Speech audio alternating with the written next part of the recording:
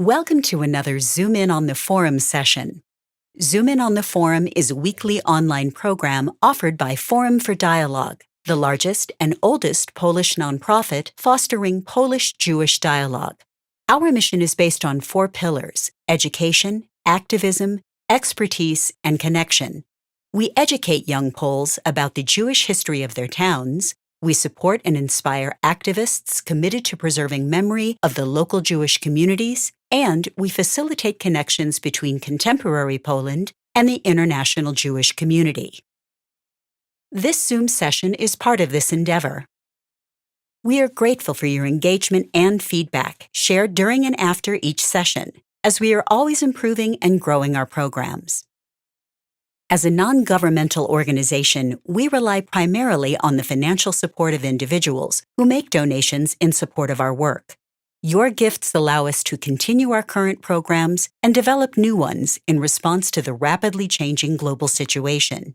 You can contribute to our cause by making a gift to a U.S.-based 501c3 nonprofit Friends of the Forum, a dedicated fund at CAF Canada, or directly to Forum for Dialogue in Poland. To learn more, visit our website, www.dialog.org.pl. Thank you for joining us today. We will be starting the session shortly.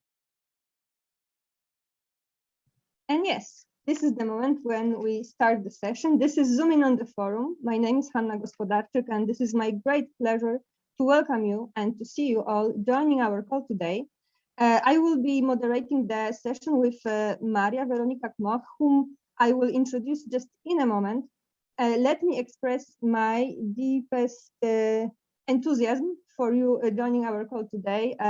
The subject of today's meeting is, one can say, very specific one, because we will be talking about one part of Mazovia, a region in Poland. But I hope that you will find it fascinating. And full disclosure, this is part of me discovering Poland once again in the post-pandemic times, when we try to learn new things about Polish history on the very micro level of history. But without, before we start, let me just say a few words from the organizational point of view. You can greet other participants, introduce yourselves in the chat section. You can also share if you have any connection to Kurpie region, to Green Forest region, to towns that Maria Weronika will be talking about. You can also pose any questions and reactions to our speaker on chat. We will be following the chat. And in the second part of the meeting, after the presentation, we will be trying to follow up with your questions. Tomorrow, you will receive a follow-up email with additional links to resources in English and in Polish about Kurpie. So we hope that you will consider also learning more. And this is all from me, except for please stay muted during Maria Weronika's talk so that we avoid any background noise, any dogs, any dishwashers, any commotion. Yes. And our guest today, Maria Weronika Kmoch, graduated from the Faculty of History at the University of Warsaw, and she specializes in the history of Kurpie, of Green Forest, in all contexts. And today we ask her to concentrate on the Jewish pre-war history of this region. She works as a teacher of history. She's also very active in social media and in the public sphere as a person who discovers and shares her knowledge about the local history of Kurpie. So my apologies for taking so long of your time. I will stop sharing my screen and I will invite Maria Weronika to share her screen and show you exactly where Kurpie region is situated and what we will be talking about today. Thank you. Hello, everyone. Please give me a second to join to my presentation. And I'm very pleased to read the comments that are already on the chat. Ostrołęka, Nowogród, very nice to read about that. And we will just we will talk about the Kurpie region, and you will discover, you will know after this lecture if, for example, Nowogród or Ostrołęka is Kurpie or not. So thank you for the invitation. This is really important for me because this is my first lecture in English. So please be understanding. And I will use some notes because sometimes I will quote memoirs. What region are we talking about? Kurpie is an ethnographic region in northern Mazovia. It is divided into two parts, Kurpie Zielone in the green forest and Kurpie Białe in the white forest.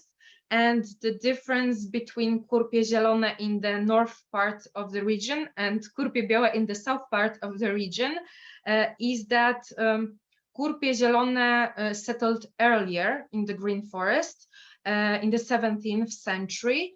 And in the 18th century, the bishops of Płock, which is located in Mazovia, brought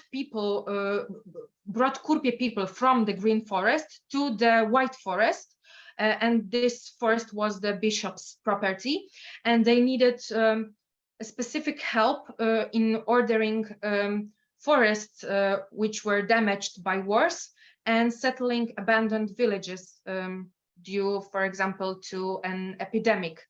And a specific culture developed in both forests, dialect, folk costumes, customs, but some of them may differ between Kurpie Białe and Kurpie Zielone. And today I will talk about the green forest, and I will tell you about the Jewish history of this area in the interwar period. And please remember that this is only selected information due to a limited time we have. And first, let's look at the map of the green forest so we can see what villages we are talking about. Let's have a look on the borders. We have several cities outside the forest.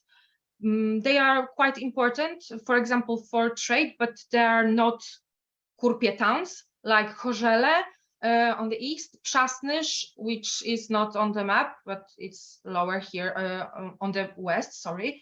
Ostrołęka, it's not in Kurpie, it's outside of the forest. Then Nowogród, Łomża, Kolno, and in the north you can see today's border between Mazovian province and Mazurian Warmian province, and it's also the old border between Poland and Germany, previously between Russia and Germany. And today there are several large villages in the green forest, like Jednorożec, which is my hometown, home village rather, Baranowo, Czarnia, Myszyniec, the largest one, Kadzidło, Lelis, Zbójna, Łyse, and Turośl. All of them are the centers of the communes. And I must say that in Kurpie, in the green forest, we have two villages called Czarnia. One Czarnia is here near Myszyniec, and the other one is here near Kadzidło.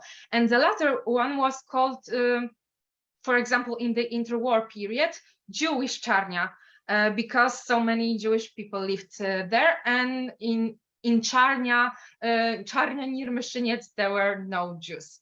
So let's start my story by saying that the Jewish people appeared in the green forest in the 17th century, although they had been present in Poland, including Mazovia, since the 13th century.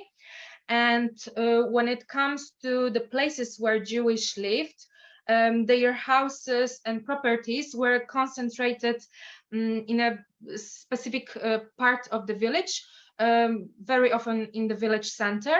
And that was the case, for example, of Kadzidło and Myszyniec, but not everywhere. For example, in my home village, Jednorożec, the Jewish community was located on the border of Jednorożec and Ulatowo-Pogorzel, and it was so noticeable that to this day we use the term Żdowo, which basically means the place where Jewish people live. I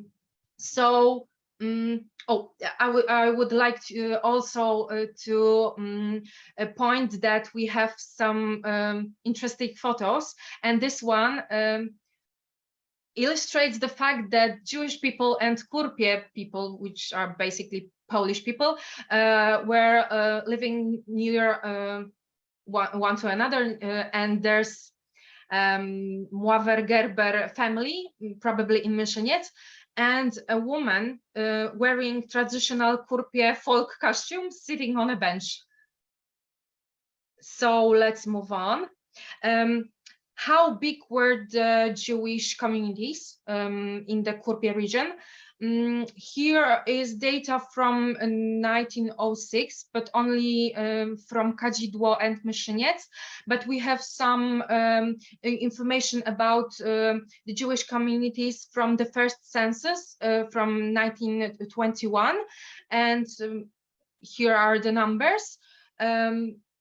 And we have also an information about the Jewish community in Myszyniec in 1931. Myszyniec clearly stands out. As you can see, in 1921, there was almost a half of the population which were Jewish, but also other villages constituting at least 10% of the total population, which are Jewish, lived in my hometown, Jednorożec, also Zbójna, 14%, 14.5% in Kadzidło, and 10% in Kuzie. And here's another map. This is the map of the distribution of Jews in the villages of Kurpie region. And I did not make any variation of the dots reflecting the Jewish community size, but the villages where Jews were listed during the first census in 1921 are red, and the blue dots illustrate the places where Jewish people also lived, and we know that, for example, from the press. There are quite a community. Myszyniec, of course, is the largest one, but you can see also, I think, rather on borders like this western area, Baranowo, Majdan, Cierpięta, Parciaki, Żelazna Rządowa, Olszewka, Małowiec, Jednorożec, Zaręby, not in the center part between Myszyniec and Kadzidło, only in Harcia-Bałda. So let's move on. When it comes to religious organization, the Jews were linked into communities called kahals, and to the first half of the 19th century, Jews from Myszyniec attended the synagogue in Ostrołęka, and, for example, Jews from the villages near Łomża, the east side of the region, belonged to the kahał in Tykocin, which is in Podlasie region, the east side of Poland. The villages on the western side of Kurpie region were linked to the kahal in Krasnosielc, and where the kahal was located, there was also Jewish cemetery. With time, synagogues were built in villages in the forest, in the Kurpie villages like Myszyniec, Kadzidło, and Jewish Czarnia Żydowska. And we know where the Jewish cemetery was in Myszyniec, but it was damaged, destroyed. Jewish schools were organized in the villages of Kurpie, where the Jews lived. For example, in Myszyniec, some Jews studied with Poles in primary school, others in a separate Jewish school, one for boys and one for girls. In Kadzidło, for example, education was conducted in private houses because there was no separate school building. In other villages, Jewish children attended school together with Polish children, and we have some information from the declaration of the admiration and friendship for the United States from 1926. This is one of the pages from this document, and it shows us a list of students from Myszyniec. We can see Polish names and also Jewish names, but for sure, besides 8 schools that were listed in this declaration, where Jewish names can be found, there were other schools for sure where Jewish children attended school. For example, in my home village, Jednorożec. When it comes to everyday life, in the interwar period, Jewish people dominated the branches of trade and crafts related to fabrics, clothing, tools, and footwear. Grocery and colonial stores, taverns, and tea houses often belonged to Jews. And for example, in 1931, 7 out of 9 bakeries in Myszyniec belonged to Jews. Half of the 550 craftsmen were Jews, and out of 30 shoemakers, 20 were Jews. One of the Jews from Kadzidło, Israel Lewiński, who lived in Kadzidło before the Second World War, recalled, quote, "Those who were traders had their own areas and did not get in each other's way. Mostly every farmer," and he meant Polish people, Kurpie, by saying farmer, "had beehives in his garden in which he raised bees. Twice a year, in July and at the beginning of autumn, beekeepers sold honey, and the Jews of Kadzidło bought it and traded in all nearby towns. The mushroom trade flourished in May and June. The village's children picked mushrooms, and the Jews bought any amount from them, paying for it very generously. There was a demand for mushrooms in Germany, and the merchants quickly got rich from this trade. In winter, Jews also sold animal skins, mostly foxes, martens, and cowards.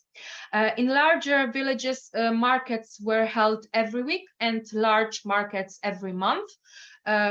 For example, in Jednorożec, Baranowo, Kadzidło, Łyse, Przasnysz, which is outside the forest but was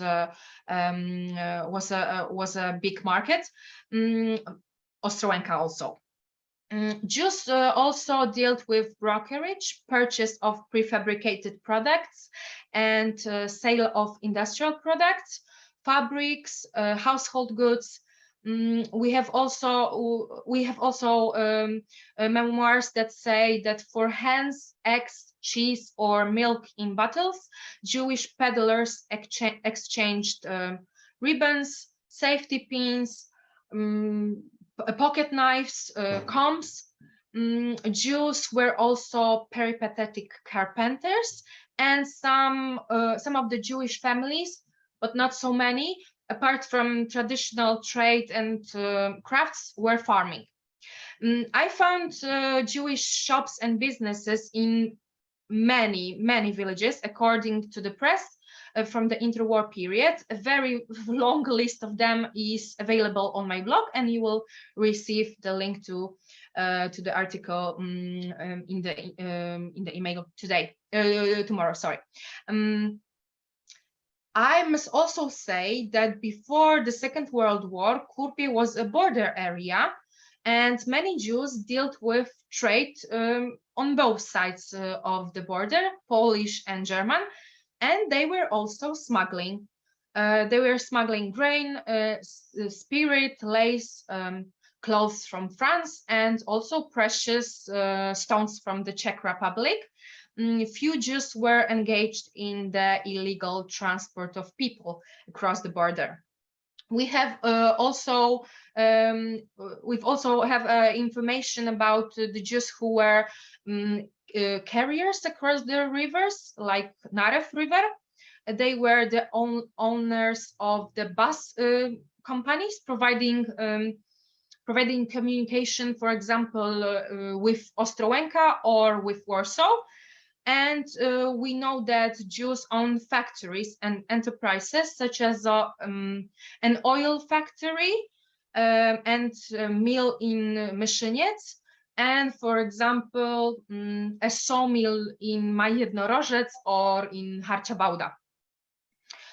We also know that Jewish spoke Jewish or Hebrew, and some say that avoided speaking Polish, according to the memoirs, but it doesn't mean that they did not know Polish. Some spoke the language willingly, but the additional difficulty was the Kurpie dialect, because some of the words are very different from the Polish language, but they were also Jews who spoke the Kurpie dialect freely. There was also representation of Jews in city councils, and it was proportional to the ethnic composition of the inhabitants, such as in Myszyniec. And here's the map, the plan of Kadzidło, and you can see a center part of the village, which is marked as a Jewish part of Kadzidło, and you can see a place where Jewish people attended and meet to prayer. Also, some of the local shops, like for example, Taylor Wiśnia, or bakery at Leibas, or bakery at Abrams, and so on. When it comes to the interwar period, moving on, when it comes to the interwar period, we have some memoirs published in the Jewish Book of Memory of Ostrołęka, and Izrael Lewiński from Kadzidło recalled that in this period, relations between Kurpie, which basically means Polish people, and Jews were very good. He said, quote, "The Poles called the Jews Orthodox Jews and trusted them, traded with them," end of quote. Szymon Hamiel recalled the bicycle trip of the Hashomer Hatzair organization from Ostrołęka to Myszyniec in 1923, and here's a photo from that trip. And he wrote, quote, "The local population, both Jews and Christians, welcomed us warmly and kindly. In the afternoon, there was a football match with Polish scouts. I don't remember the result, but the impression remains that we won after scoring a few goals. Almost all the city's inhabitants were present at the match. It was a great sensation for them." Years later, two other Jews from Myszyniec wrote, quote, "There was a great harmony among all the inhabitants in Myszyniec, regardless of their origin. Their motto was," and this is quite funny and interesting for me, because it refers to the Three Musketeers, one for all and all for one. That was their motto, his words. But unfortunately, anti-Jewish moods, mainly in the economic sphere, were present from the very beginning of the Second Polish Republic. And for example, in 1923, a man called Stach Stanisław, from Julianovo village, stated in the newspaper that Kurpie people were literally, he wrote, in pain because Jews were roaming the forest in search of income, and he was of the opinion that, quote, it would be best to get rid of the Jews because they are responsible for breaking up the Kurpie people. If there were no Jewish taverns, then scandal, theft, and fights would disappear because drunkenness caused by Jewish taverns and the Jews themselves leads to it. The Polish-Jewish conflict intensified in the 1930s. It was certainly visible in places where the nationalist and anti-Semitic nationalist movement had great influence, and that was the case of Kurpie region. The conflict was intensified by the growing of economic crisis caused by the crash in 1928.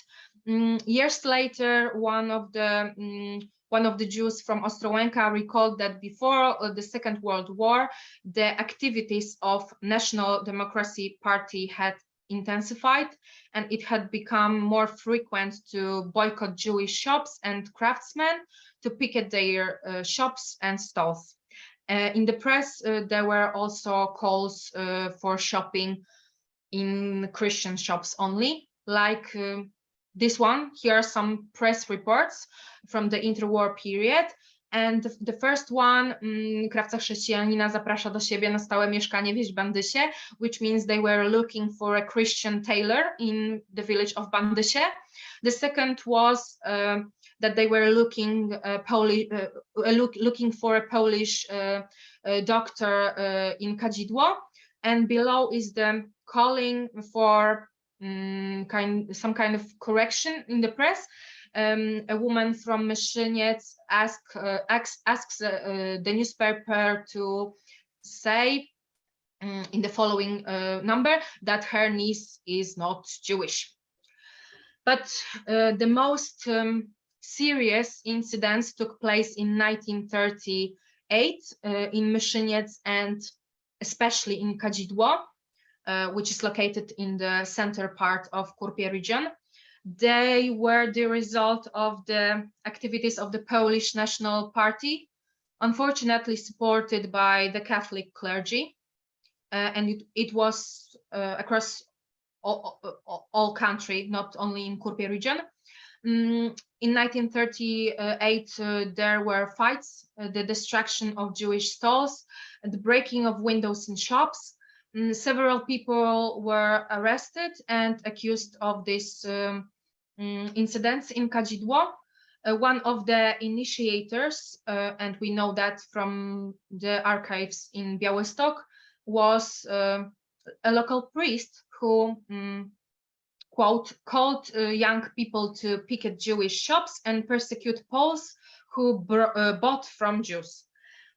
Although we recorded the greatest manifestations of anti-Semitism in Kurpie in 1938, we have also earlier reports about small incidents in other villages, but I must say, nevertheless, a Jewish pogrom massacre was never took place in this region.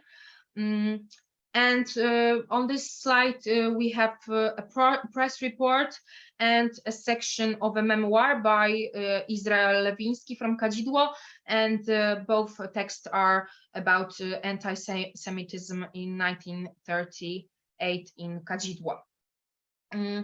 Before the Second World War, people, of course, emigrated overseas, for example, to the US, but also Brazil, Argentina, but also Palestine was with time a more popular destination where a Jewish state was to be established. The reasons for the immigration of the Jewish population were poverty, an increase of anti-Semitic moods in the country, not only in Kurpie region, and the development of the Zionist movement. the US was a popular destination since the 19th century.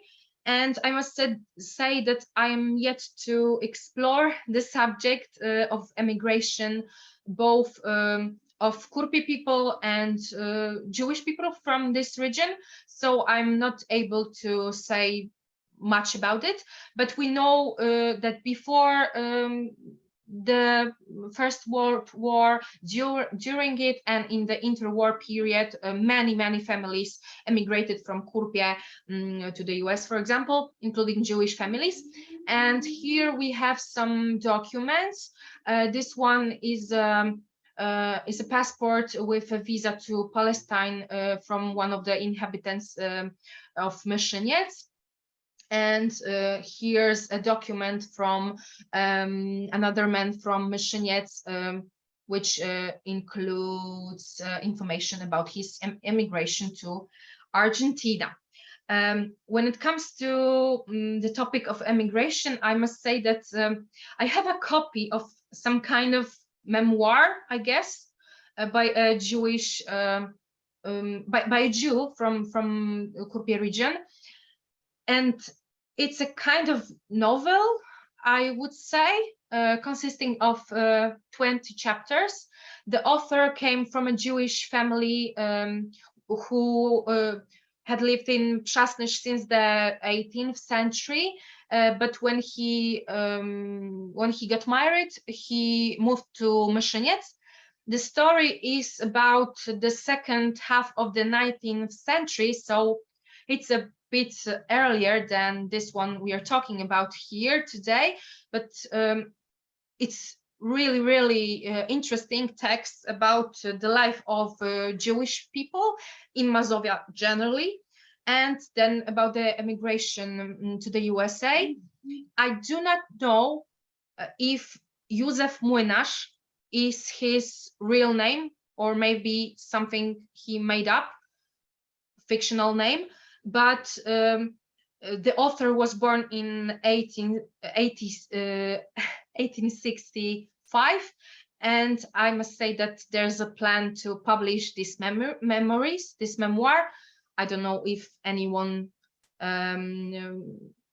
here heard about this memoir. I'm curious to know about it. We must also say what's left of the Jewish community in Kurpie. Several buildings in Myszyniec, Kadzidło, Baranowo, and other villages have survived. They are quite distinguished from other houses, and they often have 2 floors. Today they belong to the Poles. I've no idea if any mezuzahs are there, but I know that some fragments of the Torah, sometimes other relics, were found, for example, in Kadzidło. And I think that many villagers have really no idea that Jews lived in their village before the Second World War. For example, I have a feeling that in my village, Jednorożec, we often use term Żydowo, but without any reflection. We say he lives in Żydowo, or now I'm going to Żydowo, or something like that. But we just say so. There is no reflection on what it means, what this term refers to, and that is due to the fact that for a very long time many Jewish people lived there. Also, at the bottom of this slide, there's a photo of a restaurant in Myszyniec, which is located on the site of the synagogue, where the synagogue were before the Second World War. Let's talk about the cemeteries. The Jewish cemetery in Krasnośląsk has not survived. It was devastated during the Second World War, and after that, some of the matzevas were used to build houses, roads, and so on.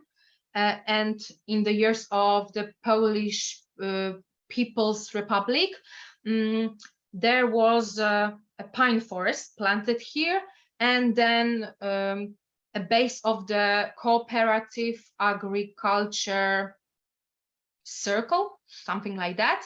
During the Second World War, a cemetery in Chorzele was devastated. Nazis used tombstones to pave sidewalks, and one of the Jews from Ostrołęka, Mr. Dresner, said the Germans committed a double crime against Jews. First, they killed the living and then the dead. By leveling the cemetery, they deleted the Jewish community from human memory. In 1989, the Social Committee of the renovation of the Jewish cemetery in Chorzele was established. The local priest asked his parishioners to bring Jewish tombstones or inform if they know of any.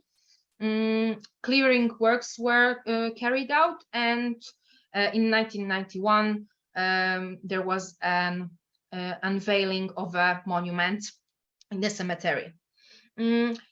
There is also, nowadays, there is also no Jewish cemetery in Myszyniec, but it is known where it was. And in 2016, thanks to the funds of Aaron Shahal, one of the descendants of the Jewish from Myszyniec, on the edge of the cemetery, a monument in some kind of rock shape was established, and you can see a Star of David and inscription saying Jewish cemetery. The monument commemorates Jews, inhabitants of Myszyniec, expelled from their homes during the Second World War. Let their memory be a blessing. I don't know if there's I don't know where the Jewish cemetery in Kadzidło was, but I'm sure that nothing has left of it. You can also see a monument in Zbójna on this slide, and in 2017 in the square in Zbójna, which is located on the east side of Kurpie region, this monument was unveiled, and it was funded by the descendants of the Jewish families who lived in Zbójna for many years and survived thanks to the local community. And there is a sentence in 3 languages, Polish definitely, English and Hebrew, I guess, which says, whoever saves one human life as if he saved the whole world, in memory of the Jewish community of Zbójna. For many years, the Jewish community lived in Zbójna. The population of the village was decimated when most of the inhabitants were murdered by the Nazi occupiers during the extermination in the Second World War. Thanks to the local community, and in particular the heroic attitude and courage of Władysław Rosiński and his family, some local Jews survived this time. When it comes to today's state of knowledge, I guess, the topic of Jews in Kurpie region is quite delicate, I would say, because the region is quite traditional and has a strong influence from the Catholic Church and also from the ruling Conservative Party, which translate into anti-Semitism. Often it's not revealed, expressed directly, but when you start to search, ask questions, for example, like I was asking questions about the Jewish community in Kurpie region, you can meet with some kind of hostility, I guess, distrust. And it's very interesting that to this day, there are some folk songs which are sung, in which Jewish are presented in a very bad way, as bad people. And these songs are often sung without reflection. For example, there is a popular old folk carol, Christmas carol, pointing out the fact that if Jesus was not born in among Jews, but in the Kurpie region, it would be very good for him because Kurpie people would give him food, bedding, warmth, and so on. But bad Jews did not give his parents a place to stay, and he had to be born in a stable. On the other hand, which reflects to this slide and these pictures, there is a great example of Jewish influence on Kurpian folklore. Many ethnographers believe that the form of decoration very popular in Kurpie region, which is paper cut, which you can see here, was created on the basis of Jewish cutout, Jewish paper cut. To sum up, I will say that there are 3 articles on my blog with more information about the Jewish community in Kurpie Zielone. The first part where I'm talking about the Jewish settlement, their number and distribution in the region, as well as the schools and religious community. The second part where we look at everyday activities of the Jews, economic, cultural, and social life, which is related to the political diversity. And the third part is the story about the attitude of the Jews from Kurpie region to the state, first the Russian state and then to the Polish state. Topics like uprising, the revolution of okay, lo normali. The revolution of 1905, the First World War, the Polish Bolshevik War in 1920, as well as Polish-Jewish relations in the interwar period. I encourage you to look at the articles, at the text on my blog and read them. You will receive an email with all the links included. And I must say that I'm planning to write next chapters of this story. The 4th part will be about the Second World War, the Holocaust and after-war period, and the final part, the 5th part, will be about the memory, the heritage, what's left of the Jewish community here today in our region, maybe some information about the archives.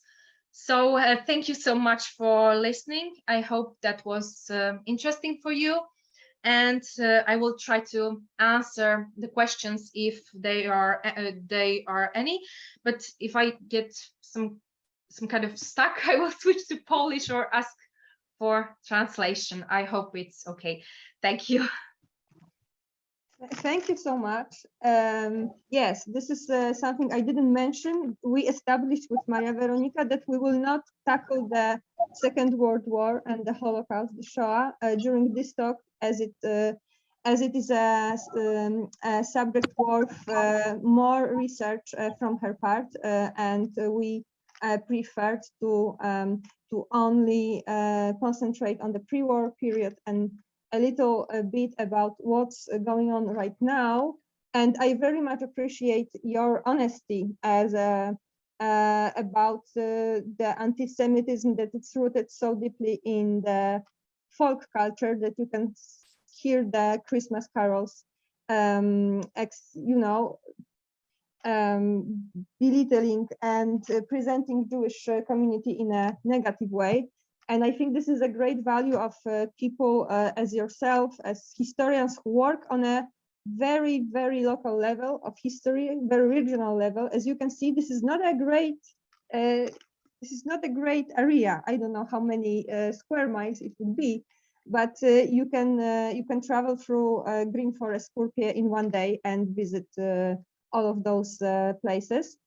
So thank you very much for bringing up also this difficult moments and parts of the Jewish history, as the paper clippings you showed And I am sure that this is a very important source of knowledge for you. This every day, you know, what is going on in the press, advertisements, announcements, what is the general sentiment among people who write to the newspaper or like publish an advertisement. So I very much appreciate your honesty and you bringing a taste of what the social life was before the war. You have compliments on your English. It was a great job, don't worry. And there Thank was you a so much. I was very nervous about that part. And there was a question on chat already, and you mentioned a little bit because you presented us with some photographs, some documents, and the knowledge that you are, you know, grasping from all over. Then the knowledge that is scattered. What are the sources? What do you use? Where do you look for those kind of information?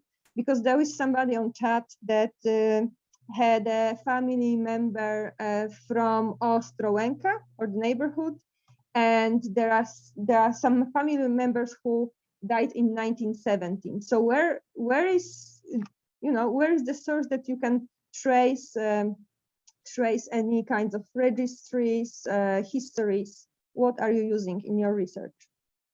Okay. Apart from Jewish Gen that we already Yeah. covered, that that is there. I think the best way will be to show you, for example, the first part of the history of the Jewish people in Kurpie region, and the part where I listed all the information. Just a second.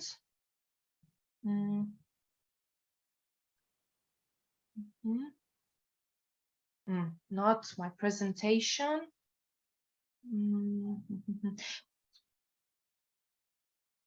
I won't be focusing on that. I will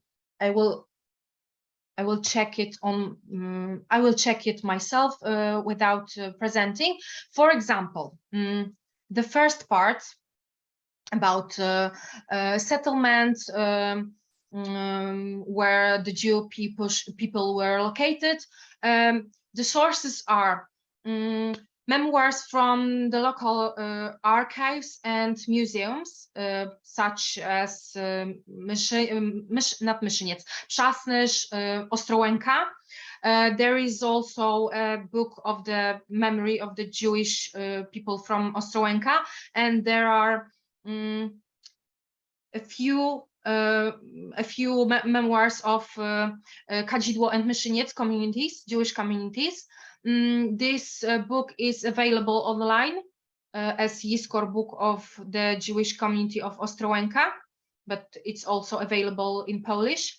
There is a variety of press titles where you can search, but unfortunately for you guys, it's in Polish.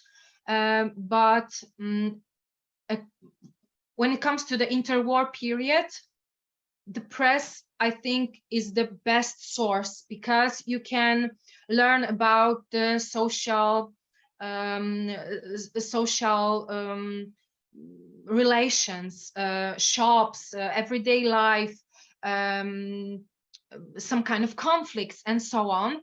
Apart from that, there are some printed sources, like as I mentioned, the first census in 1921, Polish census, and it provided us with information about the number of the Jewish people in basically every village. And there are also some books and articles about the local history, but very often there are not many informations about the Jewish community. For example, there is a book about Baranowo. That's the village at the western side of the region, and the author, of course, says about Jewish community, but rather in the part of economic stuff.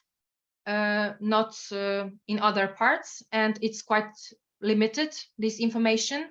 There is a very good researcher, good historian called Jan Mironczuk, and he wrote some articles and even a book about different minorities, not only Jewish minority, but other religious minorities, but only in Ostrołęka, not province, country. So these information are limited because Kurpie region is located in today in three countries: Przasnysz, Ostrołęka, and Łomża, and he wrote only about Ostrołęka. There are some memoirs in institutions like the Museum of the History of Polish Jews, and also in the Jewish Historical Institute. Some of them are available online, like the relations and the memoirs and the documents I used from the Jewish Historical Institute. They are available online, but I know that the memoirs of the Jewish people from Kurpie region, from the Museum of the History of the Polish Jews, are not available online. You must go to the museum, sit there and read them. But first you must set a meeting. So there are some sources where you can find information about Jewish in the region. Of course, these which I mentioned are not every. There are other other sources, I guess, but yeah.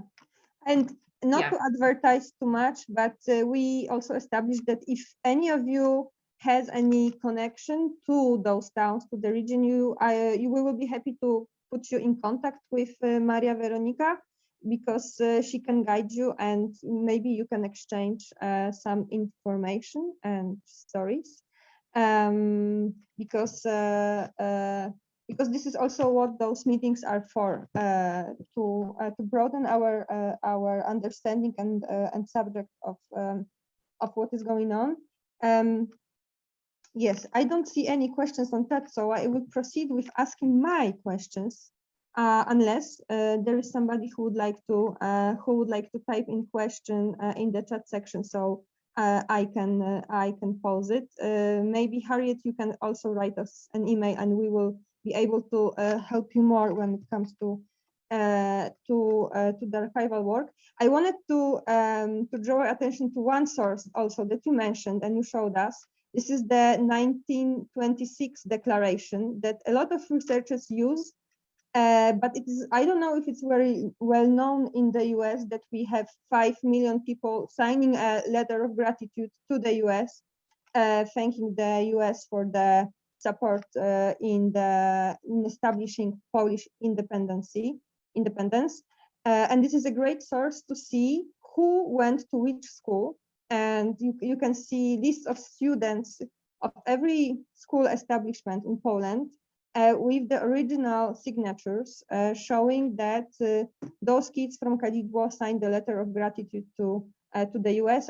You have the link on chat also somewhere before. So if you want to check the town that you know and see if there is a school or is there an establishment that signed this letter of gratitude, you can do it on the website. Oh, thank you, Maria, for posting. But I must say that these are not all the schools which were in Poland. For example, from Kurpie region, there are only 8 schools, and I'm sure there were many other schools. For example, in my village, Unicorn, which means jednorożec, there was a school where Jewish children attended with Polish children, and there is no page with their signatures. but Yeah, I this was is my level of English. I wanted to say every second Polish school, not every Polish school, but a lot of Polish schools signed those letters. And I also wanted to just circle back a little bit because we have 5 more minutes. The part of your talk about the interwar sentiment, anti-Semitic sentiments that you were quoting and referring to the articles, you used those terms as a conflict that were taken from the press. It was a direct translation for you, because I saw what was written in the articles, and this is Maria was referring to what was the term used in the press at that day. It's not that we see it as a conflict of any kind. It was an anti-Semitic sentiment and prejudices that they were there. Thank you for clarifying that. Yeah, because I saw you quoting what was going on in the articles. For those of you who do not read Polish, I just wanted to establish that.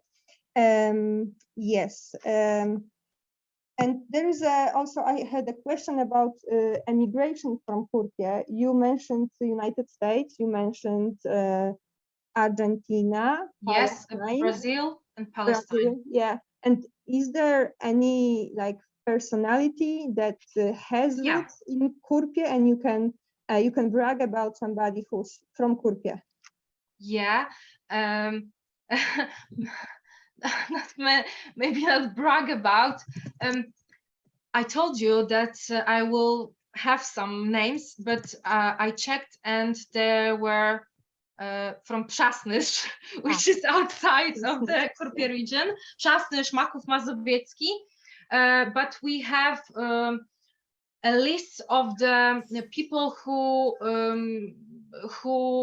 came to the US. For example, on a certain ship, and there are names, age, some kind of information about their families, but not from the all ships, I guess. Only selected.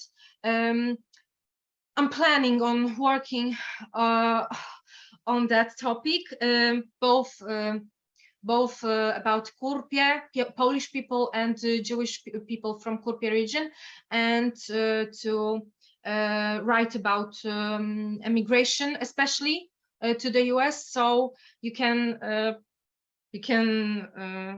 check on my blog, for example, in a few months. maybe it will be available then.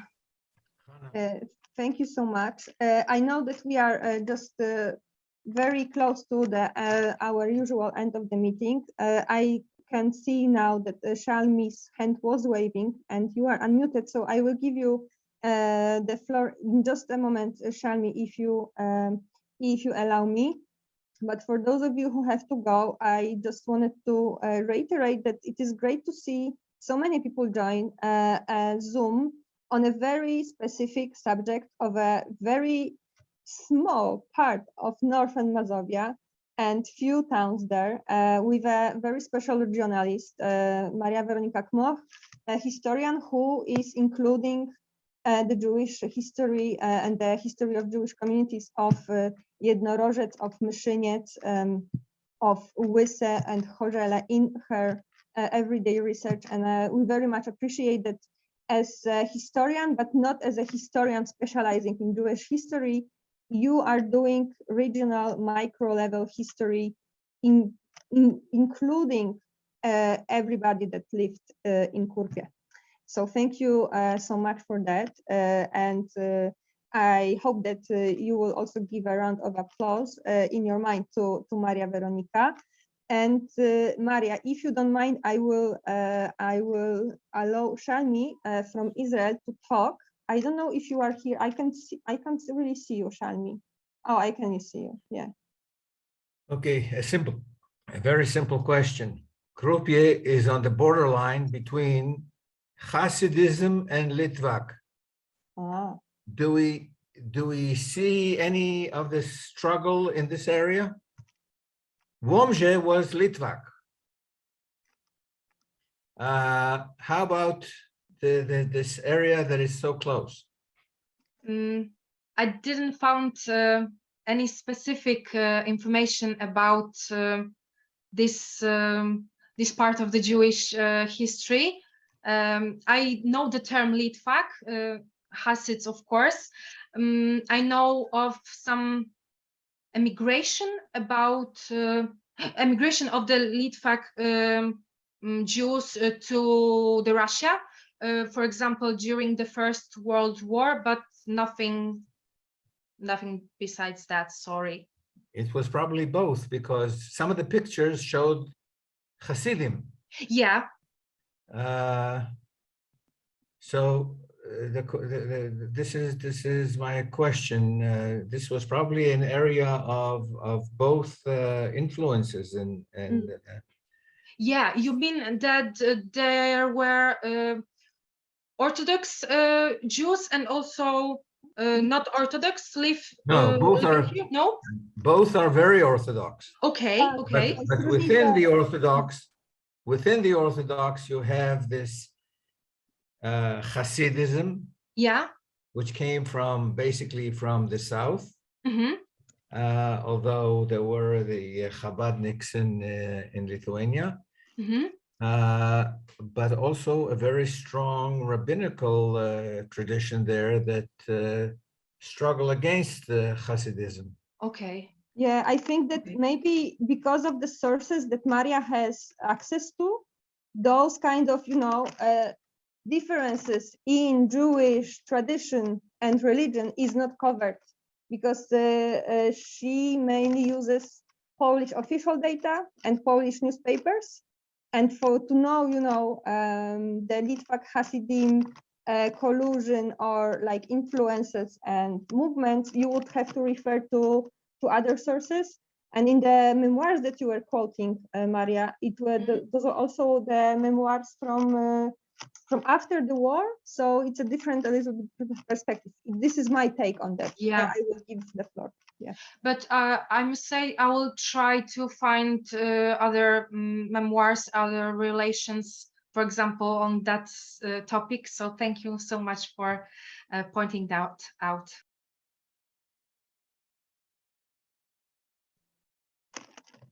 Thank you, Shani. This is how the research goes forward, moves forward with comments that, are on point and just push you to research more.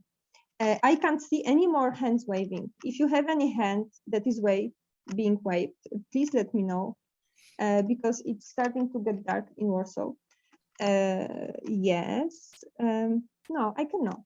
I only see some of you on the screen, and just let me, once again, thank Maria for sharing her knowledge and sharing only the beginning of her research about Kurpie region green forest.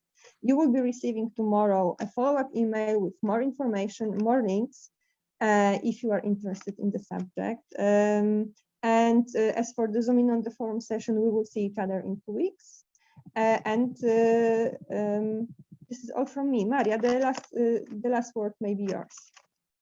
Thank you so much for listening, for some kind of advices, for pointing something out. I will definitely try to find other memoirs, other press relations, and so on, to write more about the Jewish history of Kurpie. And Hania, you said that this is very important to include this side of the history, not only Polish Kurpie in this region.